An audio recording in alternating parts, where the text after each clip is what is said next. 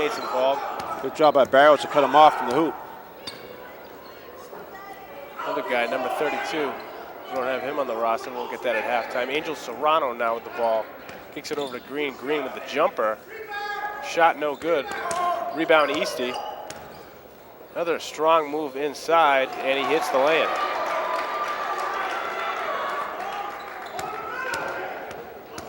Brighton once again dealing with the press. Erratic pass for Brighton. Serrano gets it inside. Ball is fumbled by Zayas, comes back to Brighton. Fuquay on the other end hits the layup. And that's Brighton's first basket, I think, in the past. Came off a turnover, yeah. 6-7 minutes. Yeah, they had a tough time. They had that 9. They were stuck on 9 for a while. Serrano now for 3. Back rims it. Over the back. Have an over the back call on East Boston.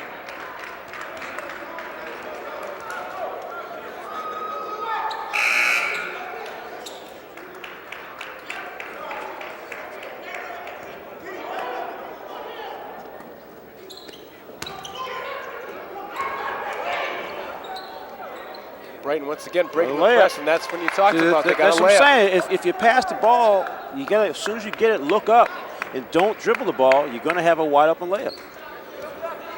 The pressure is all in the backcourt for East Boston. Serrano kicks it over to Stanley Green. There you knocks go. down the jump shot. I guess he had the wrong side because he shot the short one over this side. That time he drained that one. Now Brighton once again breaking the press. They get the ball in the corner. Just pass the ball, fellas. There you go. Drives inside, short with the layup. Pat Fuquay on the baseline for a wide open shot. Just got to look up, find your teammates. There you go. Errant pass from Stanley Green. Marcus Fuquay coming the other way. Tries for the layup and hits the acrobatic shot. He's a scorer for Brighton. He can get the ball in his hands. He can make some things happen. Yeah, Coach Abraham mentioned before the game that we will be calling his name a lot. Oh, definitely, definitely. Nice pass over to Jarrett Calhoun, who tries a fancy finish. Can't get it to go. Brighton now coming the other way. Brighton making a little run here.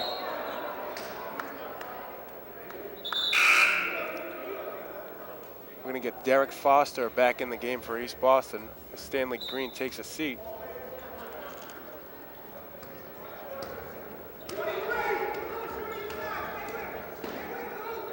Fuquay now for 3. Hits the back rim. Nice rebound there, Kenny Jean. Victor Perkins now knocks down the jump shot. So now you're seeing Brighton get themselves into the game now. Good motion, good stroke on the shots. Looks like they're in a little bit better rhythm on the offensive end. They were really frantic earlier on. Angel Serrano then knocks down the 3 for East Boston. Got to find out three-point shooters, though.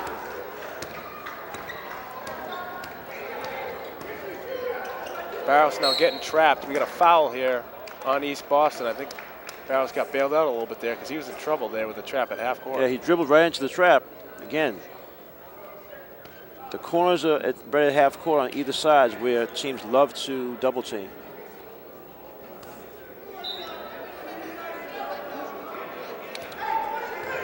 Easty looks like they're now in a 1-2-2 zone. They're in a zone, yeah. Errant pass over the head of Victor Perkins, so that'll go back to East You don't Boston. usually like cross-court passes anyway, but definitely not when they're out of control like that. Serrano, nice pass inside. Beautiful pass to Calhoun for the easy lane. Good ball movement there for East Boston. Yeah, Brighton didn't take the baseline away from either player.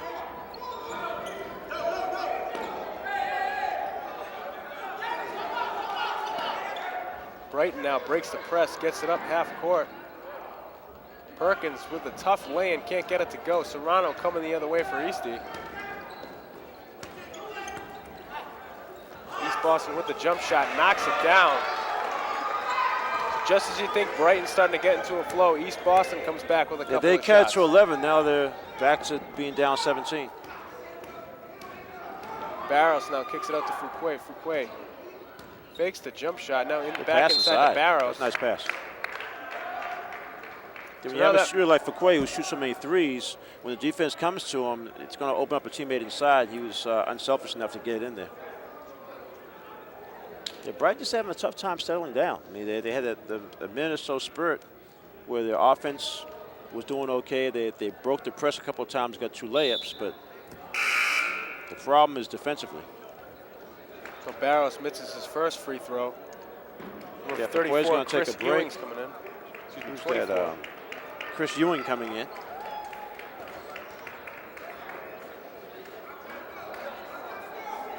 Barros misses his second free throw. Rebound, Jarrett Calhoun saves it back to Foster. Foster now with an error pass to Richie Pena. Richie tracks down the ball. Pena kicks it back out to Serrano. Yeah, 2-3 zone now for Brighton. Serrano now gets trapped and turns it over. Perkins now for 3. Shot no good. Rebound for Brighton. Kenny Jean kicks it back out to the top of the key. Shot no good for Brighton. Rebound now to Jarrett Calhoun. Serrano pushes it up the floor. Richie Pena driving the lane before the hoop. It looks like we get a foul on the floor. I think Kenny Jean reached in and grabbed him. Tell you, Brighton's just having some bad luck on their end. They've gotten a couple of wide open shots, hustled to get rebounds. They had 2 offensive rebounds for putbacks, couldn't make either one of them. So now on the other end, Richie Pena will go to the line. Excuse me, East Boston will get it underneath the hoop. This was a shot. It was a foul on the floor. Yeah, it's a common foul before the shot. Now Jarrett Calhoun inside. Ball is stuffed by Kenny Jean. Calhoun gets it back, kicks it out. Richie Pena now for 3. Back rims it. Rebound comes to Brighton. Victor Perkins pushing it up the floor now for the Bengals. Perkins. Crossover. Nice drive to the lane. Can't hit the lane. Shouldn't say lane. That was a tough shot. It was a tough shot. You call that a $5 move and a 10-cent finish?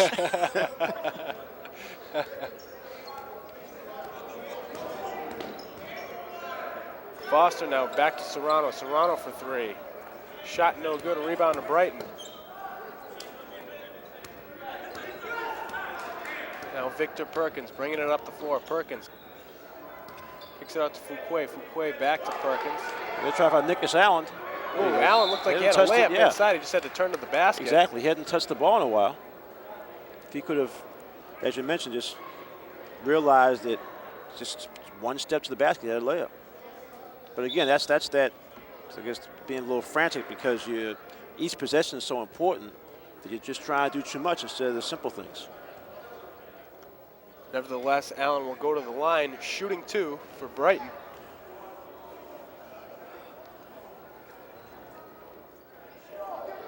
Can't hit the first free throw. East Boston leading 34-17, under a minute to go here in the first half. Easty now with a shot, knocks it down. That's number 5, Walter Lewis with the 3. He's a freshman for this East Boston team. Brighton once again trying to break the press. Allen now with the ball top of the key. Perkins trying to get it inside to Kenny Jean, lazy pass, and Foster's going the other way for a breakaway layup. He hits that for East Boston. They're now up 39-17, 20 seconds left to go here in the second quarter.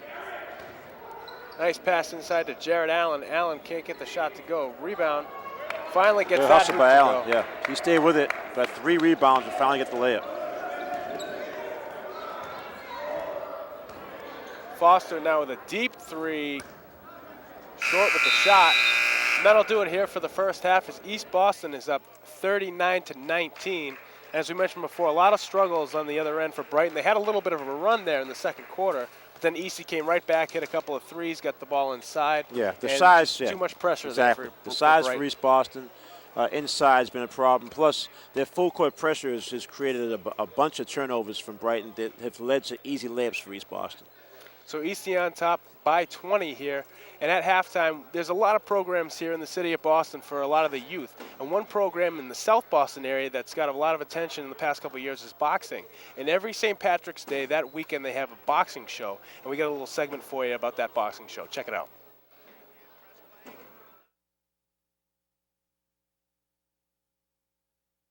St. Patrick's Day is celebrated by the members of the South Boston community through many time-honored rituals. For a community rich in family tradition, the sport of boxing has been passed down for many generations. When I was 6 years old, I started coming down here. My brother and my father fought, so they got me into it. I come from a fighting family. My father was a professional boxer.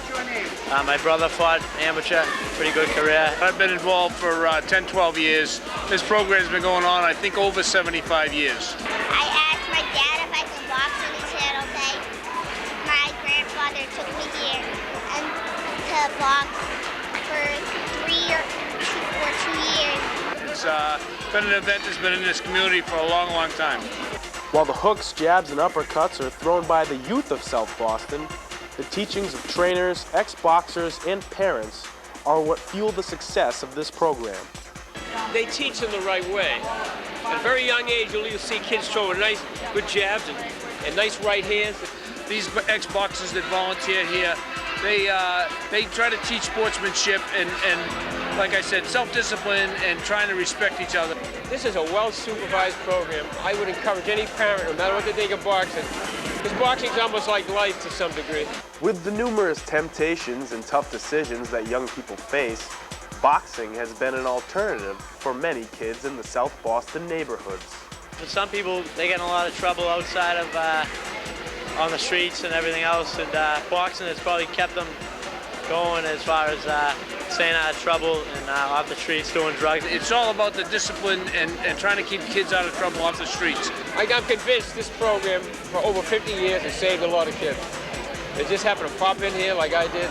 While the teachings of sportsmanship, respect, and self-discipline construct the foundation of this program, it remains a leading producer of boxing talent. The boxers of today, these young people, they have really outstanding boxing skills. I've won a few tournaments, had probably about 35 fights. I just won the New England Golden Gloves. I'm going out to Tennessee, try out for the Olympic team. So while watching beginner fighters trying to learn their sport, or advanced fighters looking to polish their skills, the annual South Boston Boxing Show provides fun and entertainment for everyone involved. This is exciting. These kids are going to be impressive. I'm just looking forward to work on certain moves tonight, just get better at things that I'm not that good at, just perfect everything. It's fun to watch some of the little kids going at it, and whether they pursue in boxing or not, it's a good experience for them. There's no losers or winners here. Everybody's a winner. Every kid gets a trophy. When you see these kids fight, you see them hug each other after the fight. That's what I'm here for. So that's certainly an excellent program there in South Boston for the kids in the boxing program. We're at the half. East Boston up 39-19. What can Brighton do in the second half to get back in this ballgame? Well, they have to do a much better job on this full court pressure by East Boston. And again, we were talking about it. Pass the ball, stop trying to dribble through the press. That's what the press wants you to do. They want you to put your head down, start dribbling. They'll double team it and steal it and get a layup. The other thing is they have to make some shots. I mean, they've had some open looks. The few times they settled down, you mentioned they had a little bit of a spurt midway through that second quarter. They scored a couple of back-to-back hoops, but once they get the lead down to 11, they went into a lull. They had a couple of turnovers just like that. They're down 17 again, and here we have a 20-point bulge here at halftime. So Brighton has a long way to go. For East Boston, they're going to try to just keep doing what they've been doing. We finally figured out is Orlando Zayas, the big kid, 53, who had those three big hoops in the lane, good drop-step moves, and again, the size, just the bulk and the height for Zayas really gave him a major advantage. We also saw in the first half for East Boston, they had a freshman.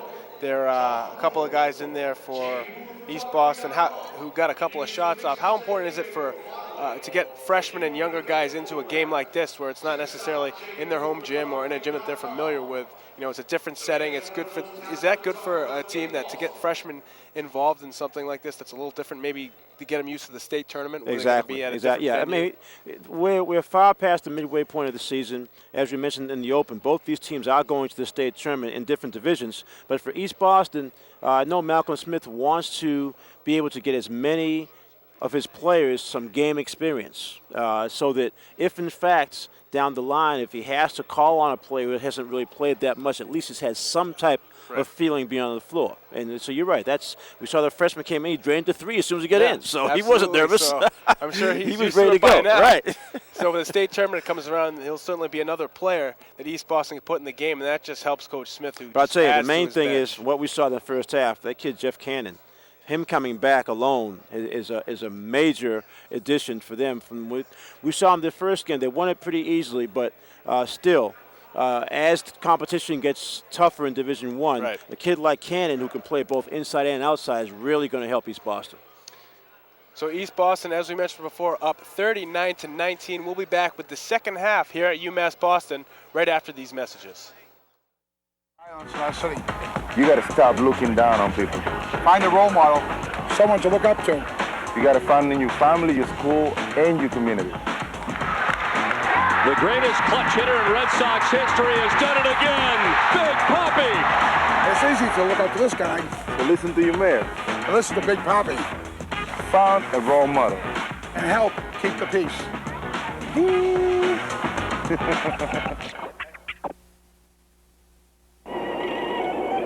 Good job. Look, it's a giraffe. I don't see it.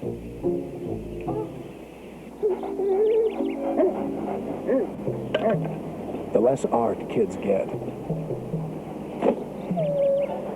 the more it shows. Are yours getting enough? Art. Ask for more. AmericansForTheArts.org.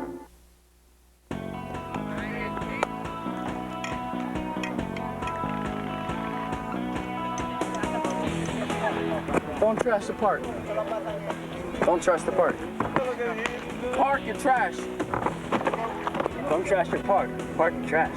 Be part of a winning team. Help keep Boston parks clean. Don't trash your park. Park your trash.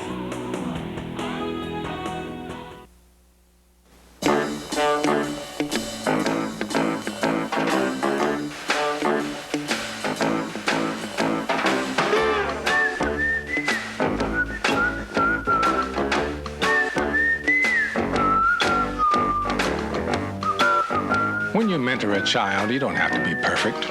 You just have to be yourself, which, by the way, is pretty good. Do good. Mentor a child. Call 1-877-BE-A-MENTOR. What is a hero?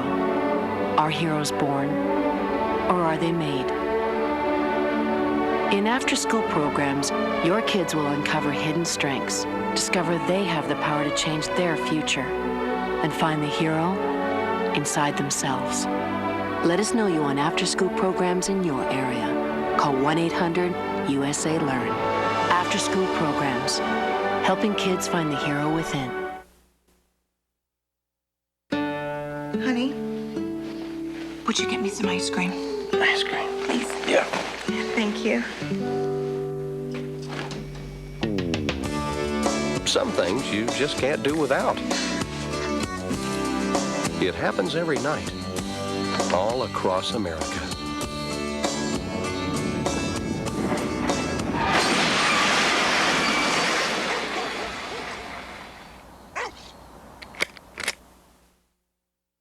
We're back here at East Boston at the first annual Basketball X-Perts Black History Month Classic. It's the third game of the Classic. East Boston taking on Brighton. East Boston up 39-19. We're just about ready to start the third quarter.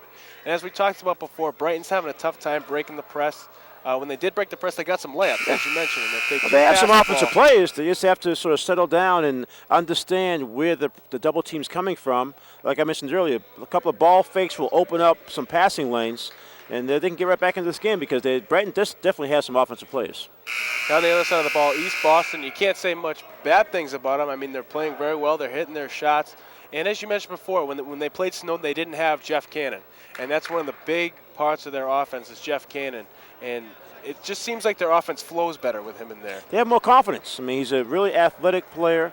We saw him in the beginning of the game step out and hit a long three. Yeah, he's definitely then a good in the shooter. second quarter, he had that thunderous dunk, so he can do a lot of things, obviously. He's very long. So he's a major addition to the lineup. Right now, getting inside to Kenny Jean, now back up the top of the key. Victor Perkins taking it into the lane, dumps it off to Nicholas Allen. Allen. 8-footer, Can't couldn't hit make it. Yeah.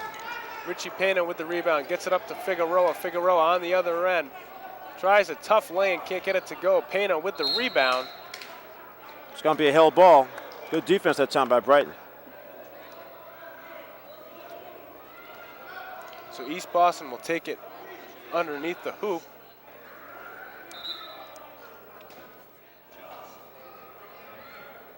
They try the alley-oop for Richie Pena. He can't get the dunk.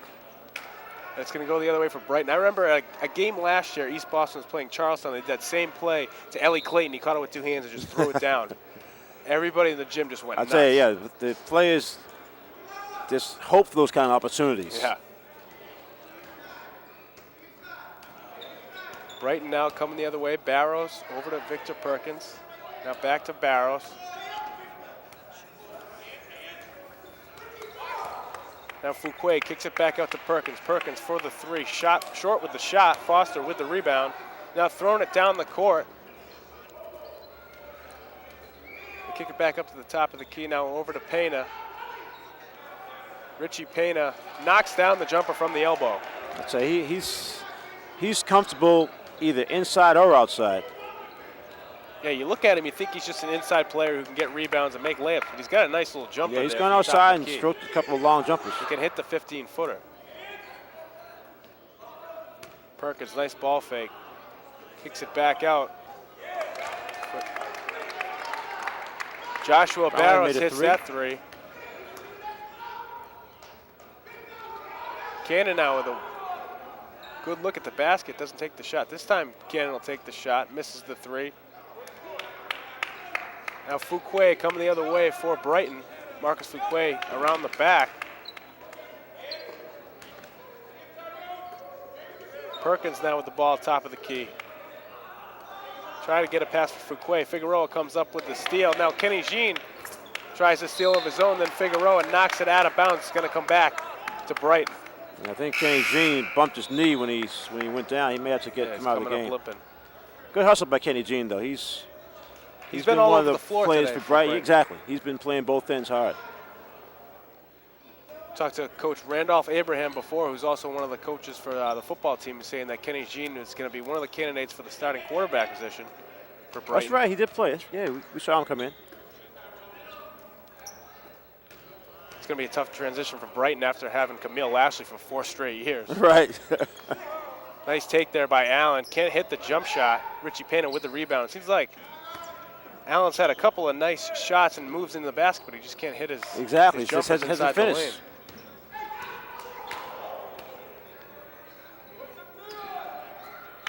Ball tipped away by Marcus Fuquay, and it'll stay East Boston ball. East Boston on top 41-22 with 5 minutes and 30 seconds left to go here in the third quarter. I'd say we're used to having Malcolm Smith, the head coach for East Boston. Usually hear him yelling out instructions or something, but he's comfortable with this one. 19-point lead and not a lot to say. Right. You Even really for can't get on his players much this one. He's usually a guy who always has something to say. Easty now gets it inside. Pena's fouled on his way to the hoop. That's exactly what East Boston wants to do. They have Pena inside. You know, you have Calhoun. Sometimes even Cannon can go inside. So that's, it just puts a lot of pressure on the defense of Brighton at the baseline. Pena hits the first free throw.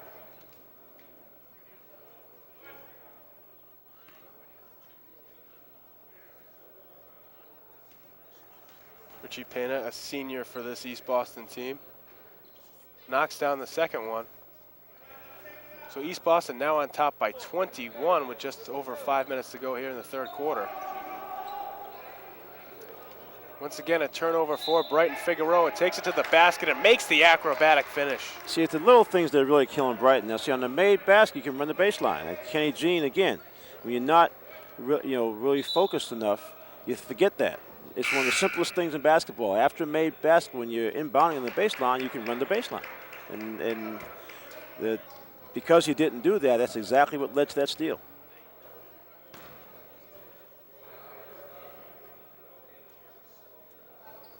Figueroa can't hit the free throw. Gets his own rebound, up fake. Figueroa hits the tough shot.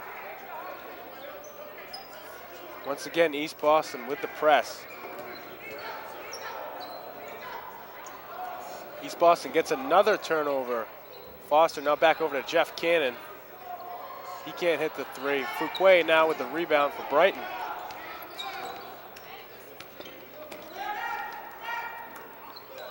Fuquay gets it over to the right side. We're going to get a foul underneath on the baseline. Calhoun, a little bit too much contact with Allen. Calhoun's been kind of quiet today. I haven't seen him make too many baskets. Oh, his teammates have been everybody else busy, right? Jeff Cannon, Richie Pena, Derek Foster, all these guys are making buckets. Fuquay now with the quick release. Calhoun fumbles the rebound, but then saves it from going out of bounds. Nice hustle there by Jarrett Calhoun. Cannon kicks it back up to Pena. Figueroa now gets it back to Pena. Pena pass over to the left. Foster, tough finish, but he gets it to go. It looked like he lost his balance, but still able to spin off the backboard. Now a nice pass down court for Brighton to number 24, Chris Ewing, who finishes on the other end. Looks like we're getting a timeout. East Boston wants a timeout. I think Malcolm Smith wants to prevent that from happening again. You just don't want to give up easy hoops. You're up 25 still. It's a high school game. We got 4:14 to go in the third quarter, then the entire fourth quarter to play. As we mentioned before, East Boston has the city championships coming up. Both these teams have state tournament games. So even though you're up by 25, there's still learning going on during this game. You don't want to get any bad habits. Right. That's the worst thing to happen at this time of the season. You don't want to have any lulls. You don't want to have any situations where your team's not going all out hustling, because when you get to the state tournament, which is what all these kids look forward to, is 1-0. If you lose, you're done for the season. It always seems like whether it's high school or college, when you get into that tournament at the end of the year, the team that's playing the best, the hottest team at the end of the year is the one who wins it. We saw that in the NFL when the Giants upset the Patriots. Exactly, and that's exactly what you want to do, especially with younger kids like in high school. You want to really convince them that as you play well, try to sustain that, and there's no telling how far you can go. So Figueroa now taking it in the lane, tries a pass over to Calhoun. Calhoun then comes up with the steal. Calhoun, nice move to the basket, but then he swatted away. I say for his size, that was a nice little crossover move. Teixeira.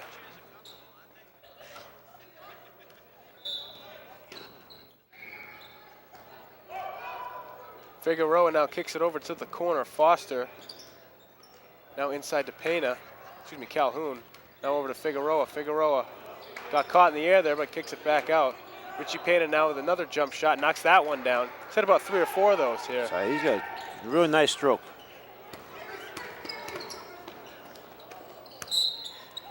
Ball is knocked out of bounds. Looks like it's going to stay Brighton ball.